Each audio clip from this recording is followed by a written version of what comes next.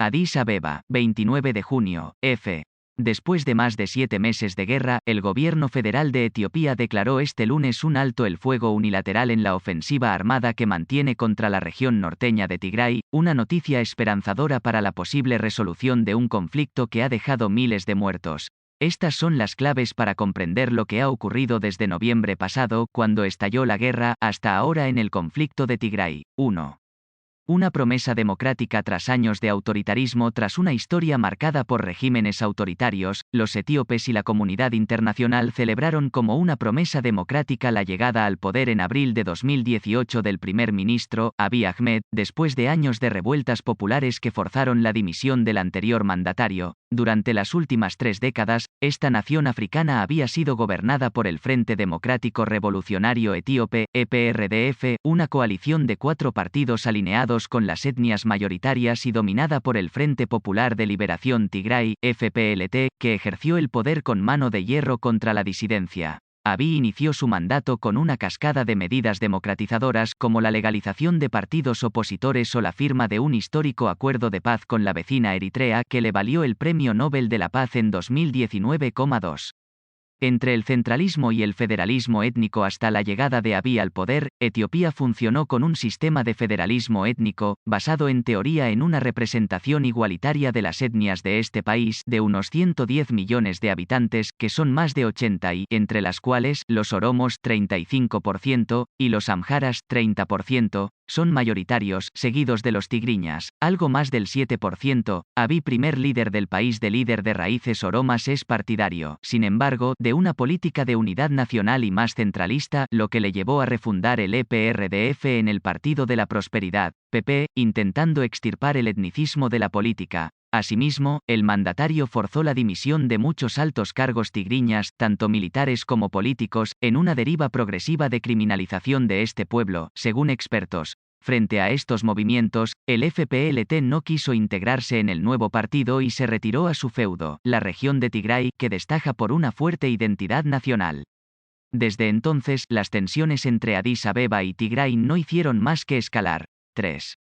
Elecciones POSPUESTAS y estallido de la guerra. Aunque Etiopía celebró comicios generales el pasado 21 de junio tras posponerlos 2 veces, el año pasado por la COVID-19 y este por problemas logísticos, el FPLT ya había celebrado por su cuenta en septiembre sus propias elecciones, consideradas ilegales por el Ejecutivo etíope.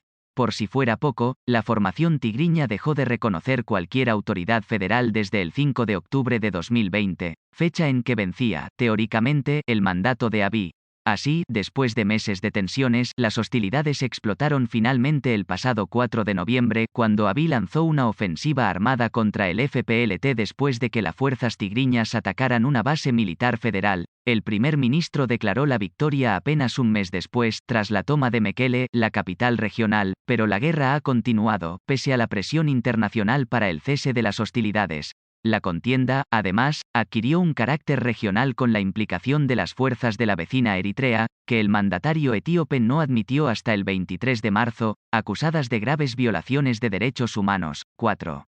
Hambruna, saqueo y violencia. A pesar del bloqueo total de las telecomunicaciones que sigue siendo errático actualmente durante los primeros meses del conflicto, organizaciones de derechos humanos lograron documentar numerosas y atroces masacres contra la población civil. Según han confirmado fuentes humanitarias, se ha visto una estrategia evidente de saqueo generalizado y de destrucción de todas las infraestructuras de la región, desde los sistemas de agua hasta los hospitales y las industrias. Desde el inicio de la guerra, miles de personas han muerto y cerca de 2 millones se han visto desplazadas internamente, mientras al menos 75.000 han huido al vecino Sudán. El hambre es una de las principales emergencias para la región ahora.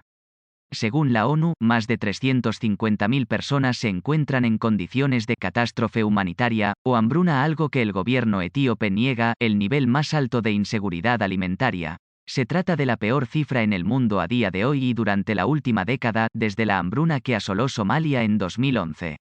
Además, el conflicto ha impedido la siembra de los campos a tiempo para la estación lluviosa de junio. Los comicios generales y regionales del pasado 21 de junio no se celebraron en Tigray, que no cuenta de momento con ningún representante electo en las instituciones federales, lo que dificulta un posible diálogo. El alto el fuego, sin embargo, abre una nueva posible salida para el conflicto y podría suponer, además, un alivio para al menos 1,6 millones de personas bloqueadas en zonas casi inaccesibles para los actores humanitarios, según la ONU. Lucía Blanco Gracia, C, Agencia F.